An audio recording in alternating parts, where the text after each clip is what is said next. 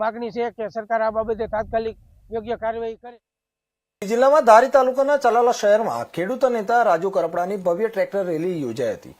આ રેલીમાં અંદાજે 150 ટ્રેક્ટર અને 100 જેટલી કાર જોડાતા શહેરમાં વિશાળ જનમેદની જોવા મળી હતી।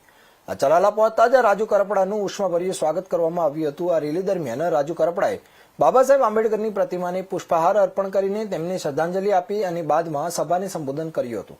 પોતાના ભાષણમાં તેમણે આપ પાર્ટી પર નિશાન સાધતા રાજકીય નિવેદનો આપ્યા હતા। તેમણે કહ્યું હતું કે રાજીનામું આપ્યાના 20 મિનિટમાં જ મને ગદ્દાર કહેવામાં આવ્યું। રાજુ કરપડાએ વધુમાં જણાવ્યું હતું કે તેઓ ખેડૂતોના હિત માટે મેદાનમાં ઉતર્યા છે અને ખેડૂતોને ન્યાય અપાવવો એ જ તેમનો મુખ્ય ઉદ્દેશ છે। આ કિસાન સંકલ્પ યાત્રા અંતર્ગત અમરેલી અને ધારી બાદ તેઓ આવતીકાલે વિસાવદર જશે, જ્યાં મોટી સભા યોજાનાર છે। વિસાવદર, જેને આપના નેતા ગોપાલ ઇટાલિયાનો ગઢ માનવામાં આવે છે, ત્યાં રાજુ કરપડાની સભા પર સૌની નજર ટકેલી રહેશે।